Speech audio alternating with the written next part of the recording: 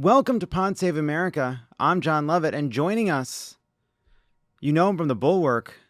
You know him from MSNBC. You know, from being a little drunk live with Love It or Leave It. That's right. It's Tim Miller. How you doing, brother? Thanks for being here, Tim. I'm so excited. I think this is it. This is official now. For listeners, you might have somebody in your life that was maybe a frenemy at one stage, and maybe you had a little tension with at one point over the years you grow, and you grow a bond and appreciation for one another, and it blossoms into a real friendship. And I feel like that's officially happened right now. Wow. At this moment. And just so everybody knows, his audio did break up for a second. He said sexual tension. That's what we had at one point. But I'm just saying, and now it's blossomed, and it's just like it's so deeper. nice. It is nice. It's something nice. that, like you don't know that this is coming. 20-year-olds out there, this is happening for you in your 40s. There's somebody in your life right now, and you're like, that guy, never. But then when you're 40, you're like, wow, we like each other a lot. I never said never. But maybe you did, and that's fine. Yes, when you're 20, you don't know what it's like to be an adult for 20 years. I know. It's crazy. And that's the beauty of it. Anyway, let's talk about Gaza. But speaking of... yeah, and also people that have been adults for 50 years and don't seem to show it. We have a packed show today. Donald Trump spent some of his precious time outside of a courtroom to do a good old-fashioned sit-down interview with Time magazine, laying out his vision for a second term, and it's worrying. The Biden administration is reclassifying marijuana as a less dangerous drug while student protests envelop campus buildings and our national attention. Marjorie Taylor Greene makes her move. Plus, the vice president sits down with Drew Barrymore, and it makes everyone a little uncomfortable. Okay, first up, Trump, he did something that feels like it's from another era. He sat down for an interview with Time magazine in Palm Beach, lasted over an hour. All the pomp and circumstance, the description of the room, the transcript has the aide coming in and saying, Mr. Trump has to get to dinner. We get some color about the playlist. It's the same playlist, Sinead O'Connor, January 6th choir, the two genders. And then they did a follow-up 20-minute conversation. So we'll get to all the details, but just, were you surprised, Tim, to see Donald Trump spend an hour doing this? I was. I have to be honest. There is a print Time magazine that appears that you can get now. Is that still exists? Like at airports, so, there's yes, a Time. at airports. So that it all made sense once I realized that still existed. I personally did not know that. I thought Time had gone fully digital, and I was like, Mr. Trump might be an idiot, and he might have had the wool pulled over his eyes a couple times, but he certainly would not do an interview because he wanted a fake digital cover. I mean, this man would require a real physical cover. That's right. And then he would do an interview where he shames himself and really freaks everybody out about what a Trump term would look like and provides a political gift to Joe Biden. So I do think it makes sense for then, once I knew that Trump could have the Time cover that he could frame, because that's what he really values. Mm-hmm. And then once I interviewed the reporter this morning, Eric Cordelesa, and great reporter, tough interview. So please don't take this the wrong way, Eric. But he does give off I got drunk with Madison Cawthorn at a Duke lacrosse party vibes. And so once I spent more time talking to him, I was like, oh yeah, okay, this makes sense. The Trump people felt like this guy was one of them. He's going to get his cover, and consequences be damned.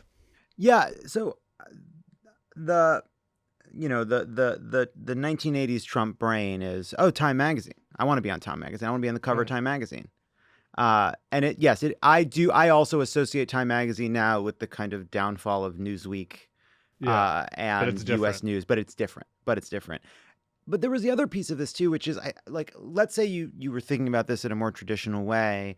The idea behind sitting down for a long print interview like that, there's no video, there's no audio, there's just a transcript, was that there was some value to getting out to elite news followers, to journalists, to close watchers of politics, the vision, the kind of detailed vision that you wouldn't get on a stump speech, that you won't get in shorter television hits, to give people the context of what Trump's trying to do. I don't believe they were doing anything as sophisticated as that. But if they were, what on earth were they hoping to accomplish by having the former president, walk through all this stuff? Yeah, they wanted to accomplish the physical. He wants the Okay. framed. Okay. He wants Okay. I just cannot emphasize this one. He wants the framed magazine cover. I know he's already been the president. Feels like that seems like small ball for him, but that's what he wanted. Okay, granted that. Now moving on. What was their strategy beyond that? I do not know. I do not know. I don't. It doesn't seem like he went into the interview like going back to my days.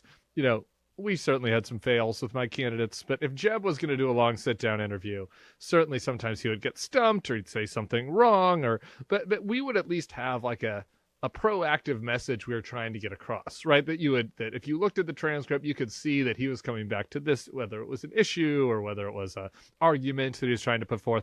That was not what this was. It is total stream of consciousness Donald Trump. It is indistinguishable from his rallies. Except for the fact that the reporter Eric got to kind of direct him into some, into like a briar pit a little bit on abortion in particular, but also on some other issues. And there was no sign that they had like a proactive message that they were trying to get across at all. Yeah, so let's go through this. So it was wide-ranging. He says a lot. He also refuses to say a lot. For example, he wouldn't say he'd veto a national abortion ban. He wouldn't say he'd defend Taiwan. He wouldn't say he supports a two-state solution between Israel and Palestine. He wouldn't commit to supporting Ukraine's defense. Almost immediately, the Biden campaign went on offense with the interview, in particular on Trump's abortion comments, not just refusing to say he'd veto a ban, but when asked whether states should monitor women's pregnancies to see if they violated an abortion ban, Trump said, "I think they might do that." On abortion, what jumped out at you? And we can go beyond that. Yeah, well, on abortion, that was like the Chris Matthews moment. And Trump has struggled with this for 9 years because he is faking it, right? I mean, that doesn't make the threat any more real to vulnerable women about the laws that would be put in place by the types of people that Trump appoints, judgeships in particular, but also into regulatory positions. But he personally obviously doesn't care, and so he doesn't know how to speak the language of pro-lifers. Like somebody who's a genuine pro-lifer, I think would at least be like astute enough to be able to move around the question of are you comfortable with states monitoring women's pregnancies? And he feels like just by saying, oh, well, states get to decide, like that's some amulet that like protects him from all criticism on this, right? That he's like, oh, I don't know. I guess I'm comfortable if the states decide to do it, the states decide to do it.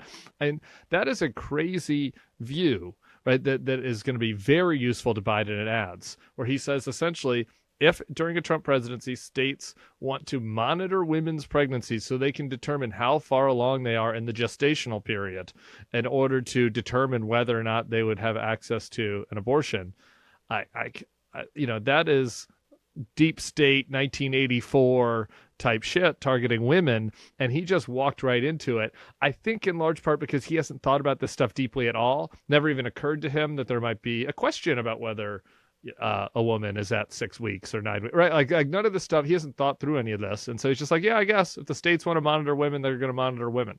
Yeah. He also, I think he views himself as being very adept at these politics now. There's one point he says, did you see everyone adopted my IVF position?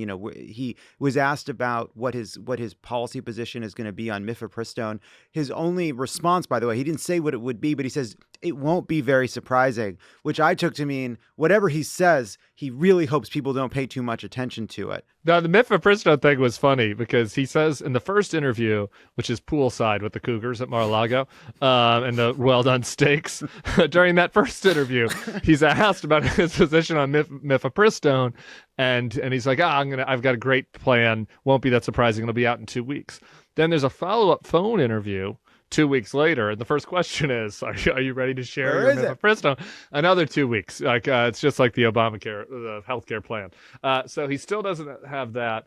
But I think part of that, I did wonder if during the first interview if he knew what mifepristone was, and he was buying himself 2 weeks, but you'd think by the second interview he would, and maybe he's just trying to dodge. And by time, because it's similar to the IVF, and this takes you into even pro-life people, right? Like are horrified by the idea that women might not have access to mifepristone in like the first days after having sex, right? Like there are people that would support a 15-week ban that think it's crazy that the states want to ban access to mifepristone, for example. And so, that gets him to a really dicey position, if he doesn't have a clear answer on that. And he did it over the course of two interviews, because again, I think that he thinks that he's got a get out of jail free card here with this the states can decide thing. But obviously if you're going to sit down with time for an hour and a half, there are a lot of holes in the states can decide policy. Yes, and his ignorance on this is a feature for the kooks around him who are already planning to put in use an old federal law to make it impossible to mail abortion drugs to people, and to use and deploy the federal government in all kinds of ways to make abortion inaccessible, even if they don't pass a national law, even if it still continues to be technically legal in liberal states. So it's, he can say, I don't want to see it too much from what Trump's perspective is. In a lot of ways, it won't matter, because will he stand in the way if Congress passes a ban? Of course not. Will he stop some Schedule F flunky from doing something horrible in an agency? Of course he won't. He won't have the discipline or attention span to focus on it. This is why, just really quick on that, this is why I think that, to me, the most telling part of the interview, because of exactly what you're saying, it's kind of like, who cares what Trump's random blurts out are on these various policies. In some ways, I mean, directionally we should care, but on the details, what matters is going to be people around him. And at one point he was asked what he thinks about this notion about hiring people who don't believe in the 2020 election fraud. Should that be a litmus test for people that would be hired into your administration? And Trump says essentially yes, in kind of garbled Trump words. So yes, I would only want, I would feel very, he says something like, I'd feel very strongly against, if somebody is too stupid to realize that the election was stolen from me. Now, to me, that just puts all of this in a very important perspective, which is they're going to be much more, judicious is maybe the wrong word, careful about hiring the kookiest people possible, right? And the types, and so I thought that, to me, was as revealing as any of the policy stuff in the interview, and as concerning. Yeah, so I want to get to that in 1 second. Before I want to get to the implementation, because I do think that I agree with you, it's just as important. Before we get to that, were there any other policy points that he made or that the piece makes that jumps out? For one, that his number one agenda item when he comes in is going to be extending the Bush tax cuts. That some of those tax cuts for the wealthy expire, including the doubling of the estate tax deduction, that those things all expire in 2025. So one of his first orders of business is going to be tax cuts for the wealthy, in addition to a border bill, because, of course, he killed the border bill. Were there any other policy positions that jumped out at you? Yeah, well, too, as a free market capitalist, the thing that stood out to me was the 10% across the board tariffs, which is an absolutely insane policy that, if people are concerned about prices, will be disastrous. And he has just in general, I think it's frustrating to get this across to people, but he says that he's going to fight the Biden inflation, right? And his policies are going to stop inflation, but every policy he has is inflationary. Extending the Bush tax cuts is inflationary. Fewer immigrants into the country is inflationary, because that affects the number of people that we have in the workforce. Tariffs are obviously inflationary. So is there a way to make that message for Biden? I think it's kind of a tough message for Biden to actually implement in a campaign setting, but to me, maybe that's something for Nikki Haley voters that we can use. And then as someone who has feelings and compassion, the deportation plans are absolutely insane. And he goes along every step. The reporter asks him, he's like, well, would you call in the National Guard? Yes. Would you call in the military? Yes. How are you actually going to implement this? Local police forces. We're going to have local cops being our deportation troopers, and if a local police force doesn't want to be part of the Donald Trump deportation effort, where he specifically cites Operation Wetback, then he's like, well, then we'll stop funding them. We're going to not give funds to police, to local police. So we're going to defund the police that will not do illegal deportations. So I mean, obviously, I think that is the most alarming, and the thing that I would be also the most scared about being actually implemented if he were to win, because that's the one area where he already has a team of competent sociopaths around him, led by Stephen Miller, who would be able to execute on it. Yeah, and they already, by the way, when they did family separation, right, it was pushback from what you could call the old guard inside the administration, plus congressional Republicans, plus political pressure, the ordinary political pressure that caused them to at least, sort of second guess what they were doing. I don't think those guardrails exist in a second term. No. I mean, and you could see like that great, I forget who wrote it. I feel like I should credit her, but that great Atlantic profile that went in so deep into the child separation and like how it actually happened, like the TikTok of it. What it revealed was it really only took Stephen Miller, Sessions, and there was one other person who were adamant about it and who just kept pushing and pushing at every restraint, in the bureaucracy. And so if you now just imagine a situation where those bureaucratic restraints are, mostly excised through the Schedule F changes that they've talked about, and they instead of just having 2 or 3 people who are like really get off on child separation, you have like 3 or 4 times more that get brought in because they've done a more thorough vetting job of staff to ensure that they're fully on board with these deportation plans. I mean, I think that it's really scary, and it's really kind of hard to calculate how much more damage they could do to immigrants and migrants. And by the way, using Schedule F to threaten people who might otherwise go along. To go along. And by the way, on top of that, using the pardon power to give cover to people who are worried that they're doing something that's illegal. And I think that's the most pernicious thing about his pardoning, about how I'm going to pardon all the January 6 folks. Last time I pardoned Bannon, I pardoned Manafort.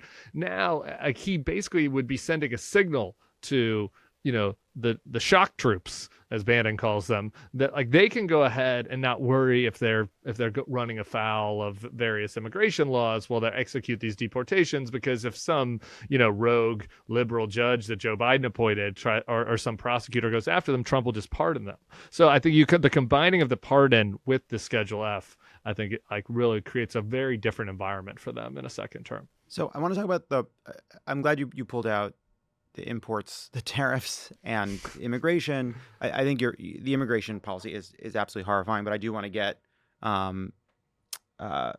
mercenary about it.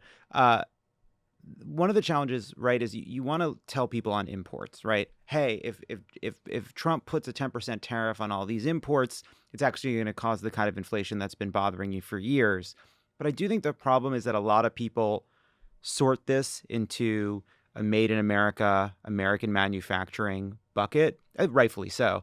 Yeah. But I worry a little bit that when we fight back against that kind of a policy, it's tough to do because you end up you don't want to sound like a 2000s era Democrat talking about how good NAFTA is going to be, and then you got Ross Perot talking about the sucking sound of American jobs. Like, how do you talk about a policy that I have a feeling, at the very least, is one that like maybe people have mixed feelings about because they do worry about manufacturing and they do want jobs to be in the U.S.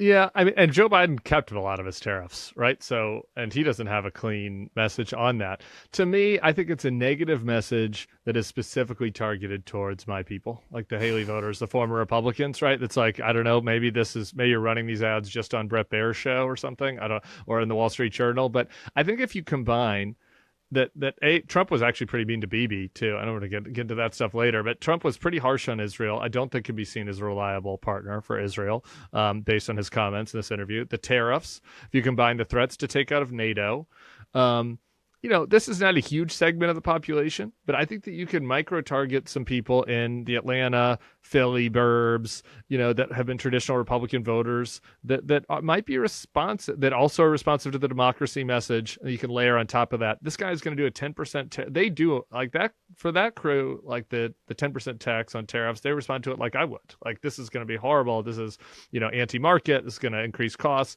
So I think it's more useful for that group to use it to say to like working class people that are worried about prices at the grocery store. I don't know. It feels like a bank shot, and that the campaign probably have better arguments. He was all over the place on Israel and Palestine. He was all over the place on Bibi. It's actually very hard to figure out what he's even saying.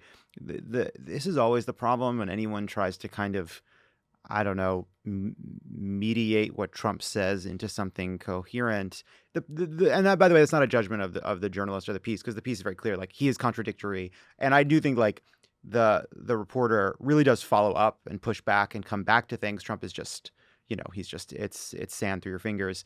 But here's what he said about whether or not there should be a two-state solution. Most people thought it was going to be a two-state solution. I'm not sure a two-state solution anymore is going to work. Everybody was talking about two states. Even when I was there, I was saying, what do you like here? Do you like two states? Now people are going back to, it depends where you are. Every day it changes now. If Israel's making progress, they don't want two states. They want everything. And if Israel's not making progress, sometimes they talk about two-state solution. Two-state solution seemed to be the idea that people like most, the policy or the idea that people liked above. Do you like it? Says the reporter. It depends when. There was a time when I thought two states could work. Now I think two states is going to be very, very tough. I think it's going to be much tougher to get. I also think you have fewer people that like the idea. You had a lot of people that liked the idea 4 years ago. Today you have far fewer people that like the idea. He goes on to mention that Sheldon Adelson was against two states, I think, later on. I know, a different digression. We're not sending our best here. You mentioned this a few minutes ago. It's not just about what he's promising, it's how he's promising to implement it. Trump learned a lot of bad lessons during the first term, including the danger of being surrounded by anyone who has their own reputation to protect. What jumped out at you in terms of how differently he'd go about a second term? He talks about how he wouldn't wait for people to quit now. He'd fire them. You mentioned ridiculous, but you mentioned Schedule F. What jumped out at you? Yeah, to me, it's really that litmus test thing, just because it's so insane. It's so insane. It is. We say this. It's like almost cliche to be like, oh, it's a cult, but like it is kind of a cult. You have to in order to join this administration, you have to at least pay lip service to denying reality. And like that sets a tone. And it sets a tone with the pardons. It sets a tone for the existing people, that they know that they could be fired. Where it's like, now you have to watch yourself. And I think I might have told this on this podcast before. I forget, but I had a friend that was working at the RNC. That was one of the quote unquote good ones who stuck around. He was a lifer at the RNC. And on a couple conference calls, he's like, I don't know about this thing Mr. Trump is saying. It's a little crazy. I don't know if the RNC needs to echo this. He did it like 2 or 3 times. Jared Kushner was out on any of these calls, and he gets a call from Jared Kushner out of the blue one day. He's like, are you good? Are we all good? Is everybody on the same page? And like that kind of mafioso attitude, which they had in the first term, but they didn't know how to implement. I think if you just listen to him now, like that's the one thing where it's like they've got a handle on that now. Like they're not going to they might have people around who aren't true believers, but they're going to be the types of people who are sociopathic enough to not ever reveal that they're not a true believer. Yeah, I also think it does something else that's also pernicious, which is it makes signing on to be part of this administration a door that locks behind you. Ronna McDaniel thought that she was clean because everybody knew, wink, wink, she wasn't a real Trump person. She just became one on television. And so that even NBC higher up executives thought, oh, they sorted her into the serious old school Republican bucket, not the MAGA maniac bucket. But because she had done so much to defend the lie, there was enough of an uproar that made it impossible for her to kind of be treated like be part of polite society, right? And so now you say to these people, if you want to be part of this of Trump world, you've got to sign on to this. He takes away people's escape ramp, and I do think that makes people more beholden to him, which I also think is part of this. Totally agree. Yeah. The other piece of this is there are a lot of people thinking very hard around Trump, not Trump, about how he can better use federal power. I saw a blast from the past phrase, the unitary executive theory, back from the Bush administration. They also talk about trying to get the president more authority to not spend money Congress has appropriated, right? This would be for everything from not sending money to the police to not funding social safety net programs. Did any of that jump out to you? Yeah. It's not been a good quarter century for the libertarians, I guess, huh? Going back to the unitary executive theory. Look, it did. And I think that, again, when I talk to, there's a hand, like my old friends don't talk to me anymore, because there's the betrayal. Obviously, some of the MAGA folks will talk to me, though, and because they just whatever. They always saw me as an enemy, and the one of them as an enemy within, and now I'm an enemy without. In some ways, I'm less threatening. And so when I talk to them, this is what they talk about all the time, right? Like that they have had to have learned from the first term, right? That you know, consolidating power within the executive, that there was a lot of deferring. Trump didn't know any better. Trump was, by the way, happy to kind of let Paul Ryan do the legislating and Mitch McConnell. He had Paul and Mitch. He got to do the fun stuff. They did the dirty work, right? And the mindset is totally different now. Yeah, I think that's right. All right. While Trump was apparently dozing off in court, President Biden and his administration were having a big week. Yesterday, the Associated Press reported that the DEA is taking steps towards reclassifying marijuana. Attorney General Merrick Garland will formally recommend moving marijuana from a Schedule 1 drug to a Schedule 3 drug that puts it alongside testosterone and Tylenol. And Garland's recommendation will trigger the start of a long process. But given that 70% of Americans support legalization, seems like a great step. Is weed tight, Tim? Yeah, we're gonna light it. Are we gonna, do a blunt together right now to celebrate? Yeah. Look, man, this has felt like a no-brainer from the start, and that Joe Biden has been resisting. I don't have any internal, Joe Biden's a teetotaler. Joe Biden's from a different era. Don't know if you noticed that. And so I think that he has been somewhat resistant to this. But like, it's a political matter. It is fucking obvious. Just based on what has been look at what happens on ballot initiatives anywhere.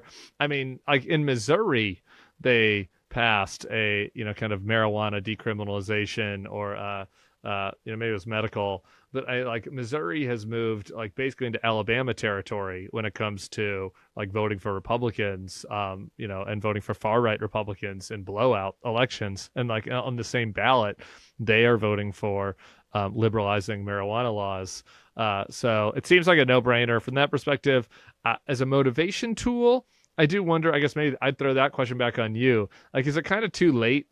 To you, there was a period in 2015, it'd be let's get the youth excited by talking about legalizing marijuana. I don't know that the youth really care about that anymore. I also think yes. Well, I think part of the problem is that, it depends on where the youth are. Right. And also it depends on what this actually does. We just live in this endless morass where when President Biden does something, even something good, even something that progressives have been calling on for a while, it takes a long time and they don't feel the effects right away. Right. Kind of like a weed gummy. Exactly like a weed gummy. You don't know when it's going to hit. And then all of a sudden you feel pretty good. But it's 2 hours after you ate it. You almost forget why. But because, right, in a lot of places, weed is pretend legal. Everyone pretends legal. Weed is legal in California, even though it is still a Schedule 1 drug. And then there will be a lot of places where even if it is reclassified, there won't be recreational weed because it's a state question. I remember though, I was reflecting on something, which is, I think we owe certain old school conservative pundits from the 90s an apology. Because I vividly remember Robert Novak. Robert Novak was a curmudgeonly conservative television pundit. And I remember there was this debate about medical marijuana, and one by one, everyone around the Meet the Press table was talking about how it was a good step and it helps people who have illnesses. And yes, weed isn't what it was in the 1960s, and this is supported, blah, blah, blah. And then they get to Robert Novak and he goes, "This is the hippies. This is what the hippies are doing. This is the hippies' revenge. They've been trying to get legal marijuana. This is a gateway, and I don't support it. I don't support legal marijuana. I don't support legal drugs, and I don't support the hippies." And I just want to say, that was what was happening. Medical marijuana was a gateway to getting to legal marijuana recreationally, and I think deep down we all knew that at the time, and you were being gaslit. You're dead now, Robert Novak, but nevertheless. You were right about that and dead. Well, you're wrong on the merits of the policy, but you're right that it was a gateway. There's a similar example to this. I was walking into Jazz Fest last week. Sure. And there was some, some young progressives, kind of multi-hair colored, look at me and maybe think, maybe I could be somebody that could win over on the issue of gay rights. I don't know. I guess I wasn't dressed gay enough that day. And so will you sign this petition to help support the gay agenda? And I was like, whoa, my old instincts came back out. I was like, wait a minute, there's no gay agenda. The conservatives were always like, the gays have an agenda. Then we're always like, no, what are you talking about? No, we just want equal rights. There's no gay agenda. Turned out there was a gay agenda, actually. Once we got the rights, we were free to talk about it. So marijuana, it was a gateway. And the gays, we did have an agenda. And the 90s Republican pundits were right about that. Yeah. They just, they saw what was coming. Yeah. One other note on this. This was from the AP report, which is once OMB, the Office of Management and Budget, signs off, the DEA will take public comment on the plan to remove marijuana from its current classification. Following a recommendation from the Federal Health and Human Services Department, after the public comment period and a review by an administrative judge, the agency would eventually publish the rule. Hey, Tim, maybe we do need a Republican.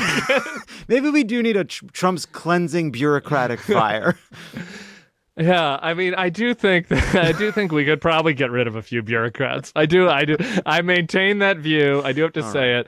I'm talking with Josh Shapiro here in a few hours, and one thing I want to ask him, which I'm excited to hear, is like, I-95 collapses. I'm like, it's fixed in 2 days. It's fixed in 2 days. And I'm like, over in California, they've been trying to build a train for like 20 years now. And like, we spent $800 million and we haven't even put down any tracks, because we have CEQA. And so, I don't know. Yeah, I think we could get legalized pot and trains and roads that work a little bit faster, just a little bit faster. We can have a couple bureaucrats still. I don't want to fire too many people, but I don't know, maybe do less. How about do less? How about do more faster and cheaper? How about that? Or do less. Yeah, do less. I want to do more faster and cheaper. I just, for the record, I want to, if there is any place where we can move faster, it was not to gut the government 2010 era Tim Miller style. All right. All right. I could be on board with either, I guess I'm saying. Do less or do more faster. Well, both of those would be fine than doing more much slowlier. Mm-hmm. I do think Biden being out there on marijuana ultimately, like I think that, put aside the policy taking time and the fact that, to your point, it does feel like weed has legalized itself. I do think that there's value to having, I think for people who know that this policy is just completely indefensible, I would like to see President Biden saying that I'm out there trying to do this. And by the way, I think we need to, and by the way, I've taken steps on behalf of people that have been locked up for nonviolent marijuana offenses. I think that that's all really positive. Yeah, we've been joking about this, but it is. The criminal justice side of this is serious. The weed might be legal in our hearts as rich whites, but it is maintained. It is still a problem for people that have less advantages, and there are still people in jail for weed crimes. And so, on that side of things, I think that is a good argument to make, and maybe that can be more motivating also to progressives when it's framed that way, and less about smoking spliffs. Yeah, I think that's right. I also it is the fact that we have had this quasi-legal status for so long it is so morally bankrupt that we have people in jail in one place, in the same place that we have people walking into a store like it's an Apple store, and the fact that we have tolerated that. It does to me. Outrageous. It's outrageous, and we could talk about it ad nauseum. But I do think it speaks to a larger conversation. But how does the society become kind of soft enough that Trump can sneak in? Well, I think part of it is being the kind of place that is willing to overlook those kinds of injustices. I'm snapping at you like I'm in a New York Times break room. Please do. Couple quick things before we go to break. Are you ready to get into the good, the ad, and the ugly? In the latest episode of Political Experts React, Dan is joined by MSNBC host Alex Wagner to break down viral political ads from Gavin Newsom, the Biden campaign, and Republican voters against Trump. To watch this hit series, type Pod Save America into the nearest YouTube search bar. Also, from Trump's hush money trial to some pivotal Supreme Court hearings, the last few weeks have been a whirlwind. Want to keep up with it all but have a life? We can't relate, but we've got you. Sign up for the What a Day newsletter and get a pithy, funny digest of the day's biggest headlines straight to your inbox. Everything you missed and why you should care 5 days a week. Pod Save America is brought to you by ZipRecruiter. Look, guys, it's spring. Summer's coming up. Now is the time when you're thinking about that concert you want to go to, maybe a baseball game you want to hit up. There's sports, there's theater. Everything is more fun in the summer. And, if you're going to go to an event, you want to get the best seats. And when you want the best, you have to act quickly or else someone is going to get them instead. It's like if you're hiring for your business. You want to find the most talented people for your open roles before the competition scoops them up. So what's the best way to do that? ZipRecruiter. ZipRecruiter finds qualified candidates fast, and right now you can try it for free at ziprecruiter.com/crooked. Got your eye on a rockstar candidate? ZipRecruiter's Invite to Apply feature lets you cut the line. Once you review ZipRecruiter's list of the most qualified candidates for your job, you can easily invite your top choices to apply to encourage them to apply sooner. Amp up your hiring performance with ZipRecruiter and find the best fast. See why 4 out of 5 employers who post on ZipRecruiter get a quality candidate within the first day. Just go to this exclusive web address right now to try ZipRecruiter for free. That's ziprecruiter.com/crooked. Again, that's ziprecruiter.com/crooked. ZipRecruiter, the smartest way to hire. Speaking of the youth, overnight, a lot of developments in the campus protest movement in New York. NYPD officers in riot gear and riding an armored vehicle moved in on Hamilton Hall. The Zionists have taken back Hamilton Hall. While protesters had occupied it and barricaded it, officers also cleared out an encampment at City College. Nearly 300 people were arrested, according to a very satisfied Eric Adams. But a lot is happening everywhere. Tulane, Yale, University of Wisconsin, here in LA. There was an ugly physical altercation between pro-Palestinian protesters at UCLA who had fortified their encampment with plywood barriers, and a group of what appeared to be pro-Israel counter-protesters trying to tear down those barriers and throwing things into the encampment. There's disturbing video out there of the two sides fighting. Eventually, the police arrived and separated the groups. Tim, you made a version of this point last night. And it is what I think is probably a very popular but quieter sentiment, which is basically the fact that there is a lack of space in this debate for people who are opposed to the war, believe the Palestinians deserve freedom and self-determination, opposed to perpetuating a famine, murdering civilians, opposed to the anti-Semitism and Islamophobia around these protests, and opposed, and this is a quote of yours, opposed to militarized police marching on the Portlandia Quad like they're invading Fallujah. What that and it was, I was glad to see you had a back and forth with Mehdi Hassan, who we had on Love It or Leave It last week, and the fact that I think that there was so much comedy between the two of you, I think speaks to the fact that there really hasn't been that space during this moment, in part because I think Republicans don't want it to be. They want to talk about the chaos. They want to exploit this. But I also think the media owns this. I think Democrats own this. And the students themselves, by the way, who have agency and are ought to be held responsible for their words and their actions. But how do we make space for that kind of a dialogue, which is, I think, clearly what's needed? Yeah, we're doing it right now. So here we are. I think that there are a lot of people that are afraid to say what they really think about this. And I have to tell you, like, we just did this, talking about MAGA and talking about the Trump administration, how they're trying to create a world. And I came from a world where a lot of my former friends have real thoughts about Trump that they will tell me after a couple beers, or that they used to, and that they won't say out loud. They won't say on Twitter. And I feel like that there are a lot of people that have the views about this conflict and these protests. And there's some, and I think that we need to make it okay for people to express their views without immediately going to ad hominem and, saying, oh, that means you're on Bibi's side. That means you're on the terrorist side. Like, when it comes to Bibi and when it comes to Hamas, I think about, are you ever on Reddit? From time to time. The Am I the Asshole Reddit Yes. feed? Right. So on the Am I the Asshole, somebody writes, a story and about how they've been a jerk to their colleague or something. And then the responders can say either you're an asshole or you're not an asshole. But there are some situations where the commenters respond, ESH, everybody sucks here. And like, that's how I feel about the Hamas Bibi situation. Like, everybody sucks here. Okay. Like, obviously not the innocent people that have been killed, or whether they were in a kibbutz or whether they're in Gaza. But when it comes to the leadership of Israel, pretty much everybody sucks here. When it comes to Hamas, who is still holding hostages and still using their own people as human shields, everybody sucks here.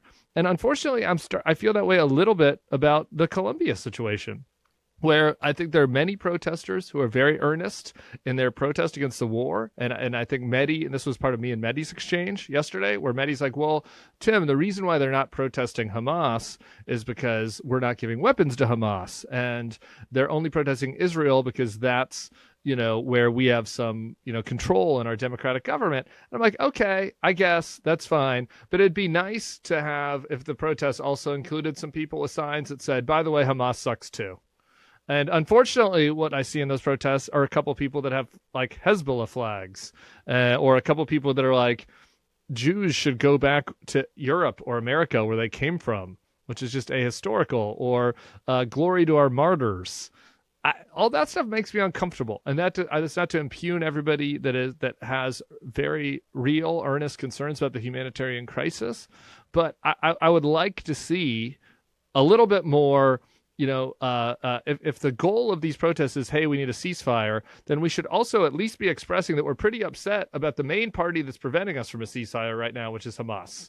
And so anyway, that's why I'm kind of like, everybody sucks here when it comes to those protests also, and also the cops, which was and Eric Adams, which is way overkill, and it's only in America and third world countries. Like this is not happening in Germany or in Sweden if they're protests. It's very nice officers with little batons, like asking people to move off the property. Like the idea they have these fucking face masks, like it's crazy. Yeah, there's somebody. This is not my observation, but somebody pointed out that you can track the evolution of our militarization of police by looking at the way the Lego policeman has changed over the years, from like a smiling kind of almost in a postal uniform to basically now like a soldier.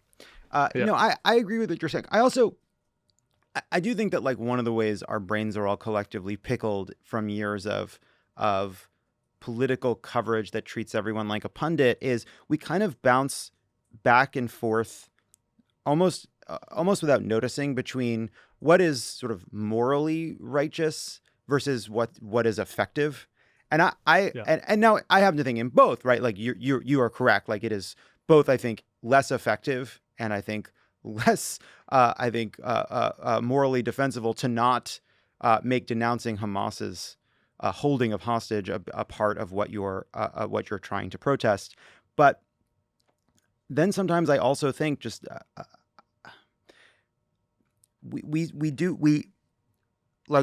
I don't agree with a lot of what these protesters are saying. I'm sure I would find them quite annoying, right?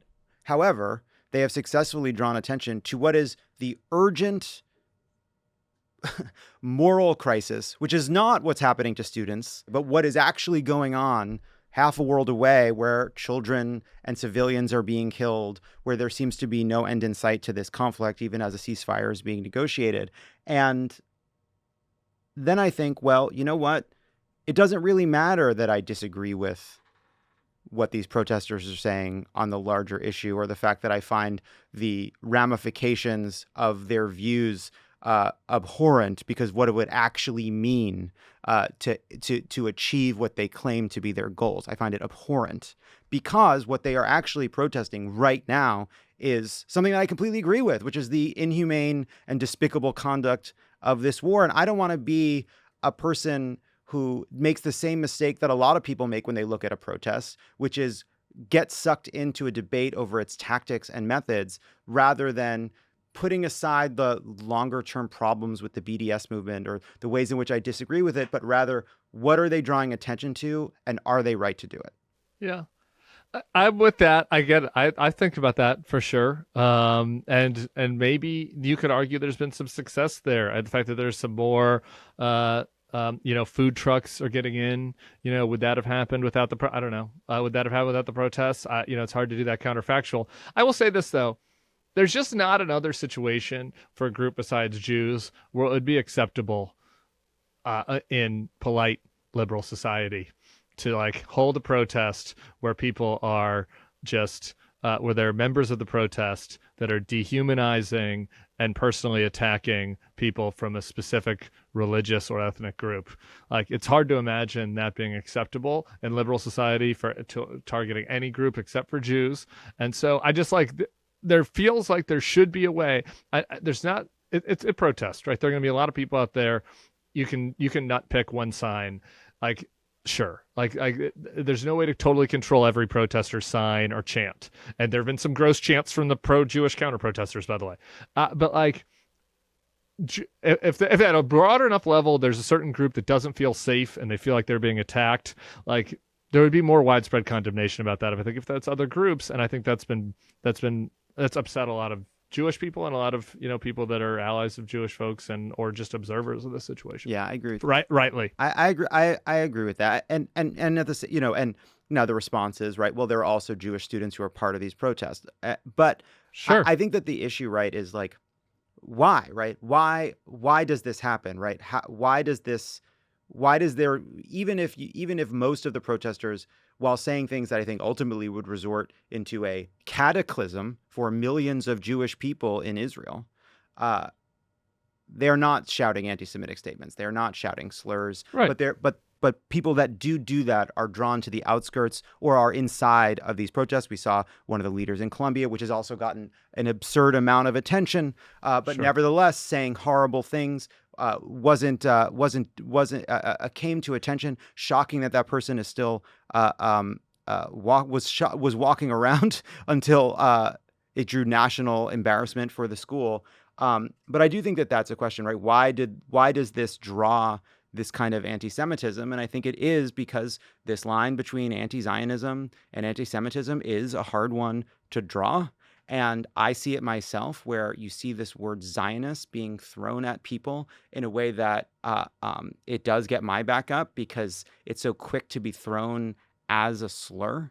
And so in the end, this is really fucking hard.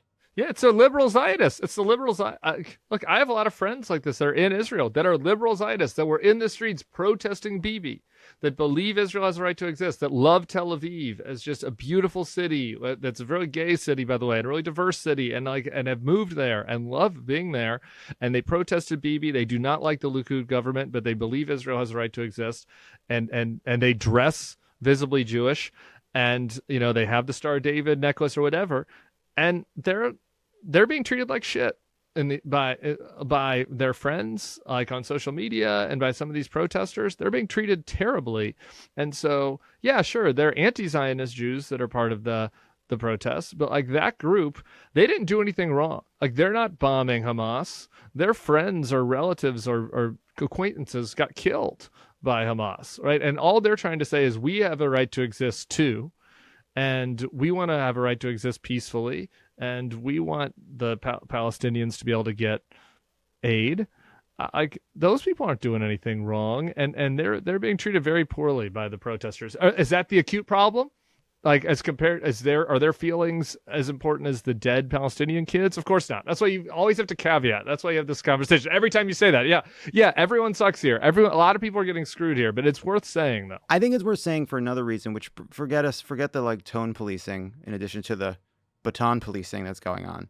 I think it matters not just because of how it makes people feel, but my sincere view, which I've expressed many times in various forms on this and other podcasts, is that the most effective way that advocating, chanting from the river to the sea, making it this Manichaean struggle between colonialists and anti-colonialists, none of it puts actual peace for actual human beings closer. And actually, I think if it is effective, it puts those things farther away because there's no answer to this problem that involves ratifying those kinds of ideas. That is far from it, and that to me I do think is important, and not just because I don't like what they're saying and I don't like how it makes people feel. How Americans currently feel is not the most important thing. I think it is because the larger struggle, that peace in this larger struggle requires rejecting those kinds of ideas.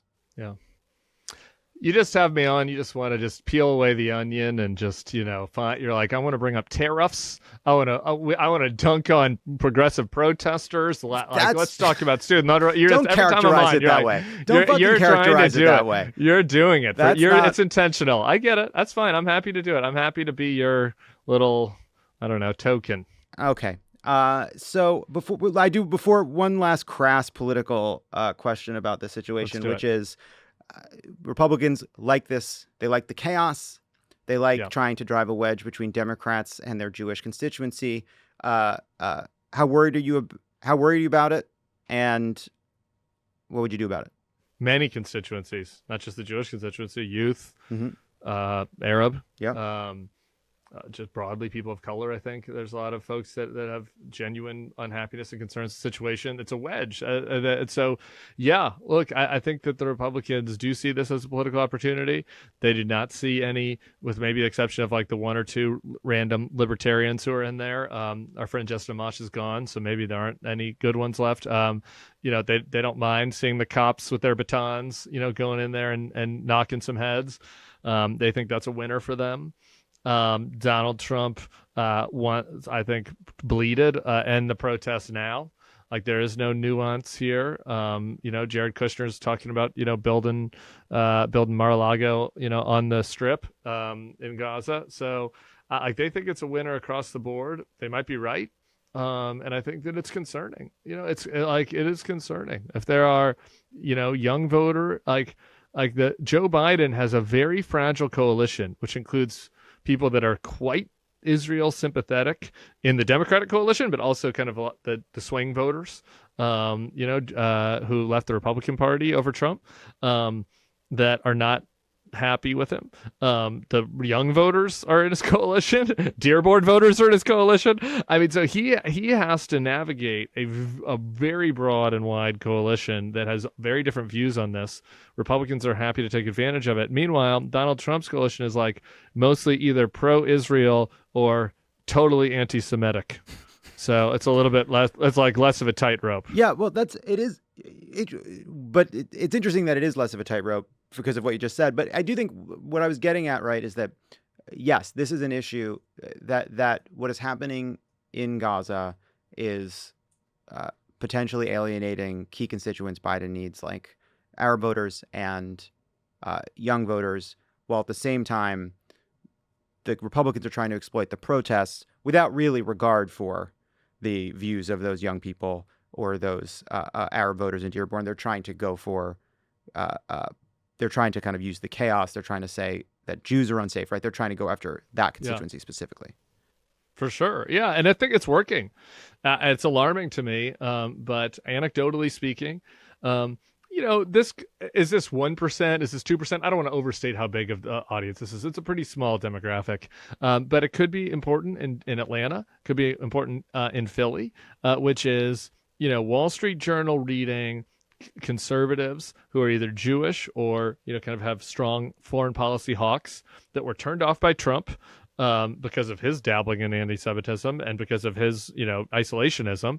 That you hear them saying, anecdotally, like that, I don't know, I don't like what's happening. Trump will defend us. Maybe I have to go back to Trump. There's a whole Dan Senor, who works for Paul Singer, who used to be a Never Trumper, who is a big donor, who went back to Trump. Paul Singer's already back at Trump. It seems like Dan is sympathetic to that.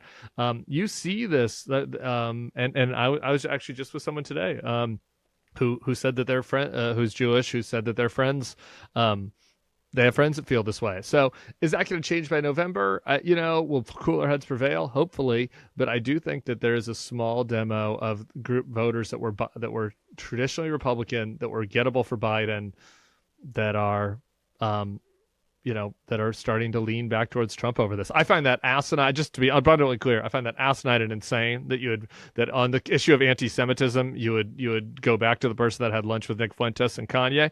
I find it ludicrous in the extreme, but that doesn't mean that it's not happening. So Biden, there are also people trying to lay what's happening on a campus in New York, on a private university campus, at Biden's feet, I think often in bad faith, but nevertheless, Biden has a difficult square to circle here. He needs to assuage the concerns of that part of his coalition that is concerned about these protests and worried about anti-Semitism, has to assuage the concerns of people that are deeply unhappy with his policy in Gaza. That requires a policy change. That requires something to actually shift on the ground, for sure.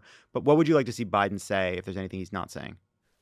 Man, I know this is going to be a very un-Tim thing. This is on the Pod Bro podcast. This should be you guys saying this, but we could really use Obama on this because it's he was really good at this stuff, like going out there and talking. And this was his whole bit starting in 2004. Like, there are red states and there are blue states. We can think about we can be empathetic towards the other side while also understanding the policy ramifications. He was talented at this. Biden's like, that's not his strength, man. Like, he's got strengths, but like, that's not it. And I think that right now there are people that are like, where is he on this? And a lot of what they've been doing has been relegated to written statements, which are usually pretty good, by the way. If you read the Biden administration, White House's written statements, they usually are very empathetic, very nuanced, very thoughtful. But they're not letting him loose on it. And maybe for good reason. I think that it's dicey. And but I do think that he needs to speak out more. And you could speak out from first principles. And the nice thing about having a speech, not a press conference, is you could speak more just about the thing. Like, you can be the inverse of my original statement where we started this, everything's an asshole. You can be the positive version of that, which is, I'm worried about Gaza. We're trying to get food in. I'm worried about anti-Semitism on campuses in America. We should have that stopped. I'm worried about free speech rights. Kids shouldn't be getting knocked over by police officers when they're at, he could do that, but it's not, there's going to be people he doesn't please if he does it, but it's probably, we'll see. If it doesn't get any better, it's going to be something he's going to have to figure out how to do. I think that's right. I do think that in moments like this, when the rhetoric is heated, when people are talking past each other, and when Republicans are trying to exploit it for the chaos, I do think sometimes that does lower the bar a little bit and turns just stating first principles, sort of where we started this conversation, into something that I think is calming and relieving and actually goes a long way. Before we let you go, Tim, Vice President Kamala Harris went on Drew Barrymore's show on Monday, talked about a wide range of topics. But this moment, I don't think you've seen it, and I think we'd like to get your live reaction. I've not. I've been thinking that we really all need a tremendous hug in the world right now. Yeah. But in our country, we need you to be Mamala of the country.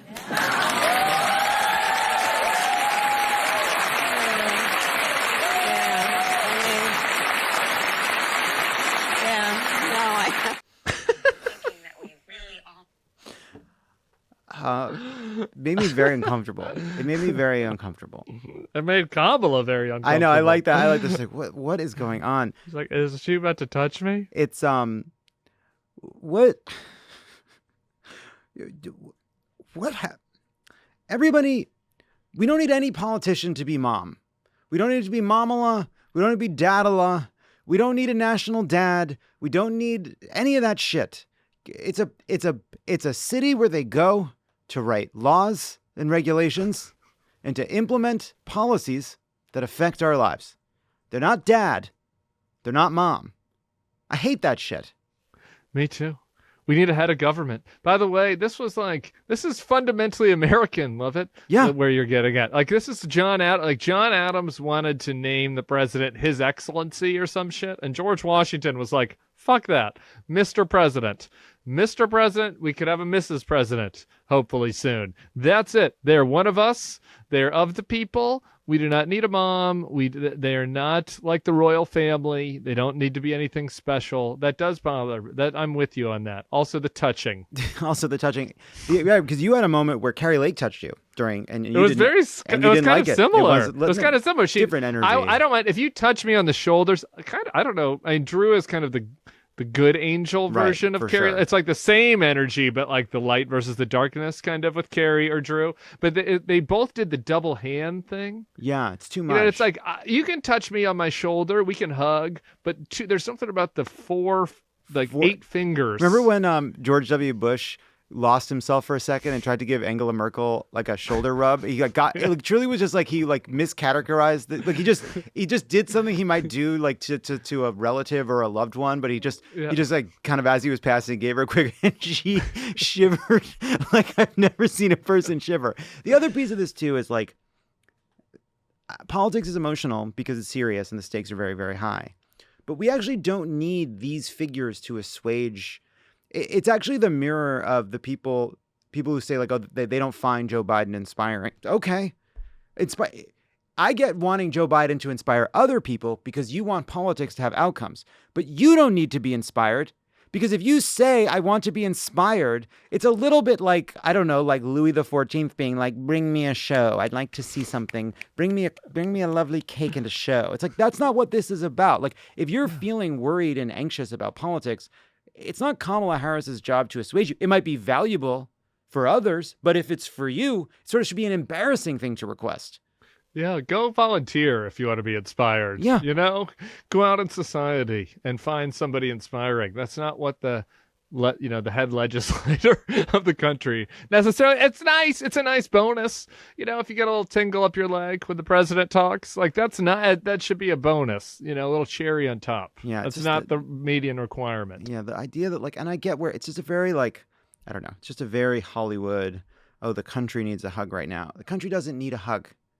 People need hugs from their loved ones in their own private lives. The country needs effective governance and to defeat a despicable authoritarian movement. That's what the country needs. Hugs after. Go watch Finding Forrester. It's nice. Go watch a movie about a young man overcoming challenges. Whatever. Go find something. That's fine. You don't need a mom from Kamala. Yeah. We're very aligned on this, Jon Lovett. Look, you and I, you began by making peanut butter and jelly. Tim Miller, you know him from the Bulwark. Send all your negative comments at him.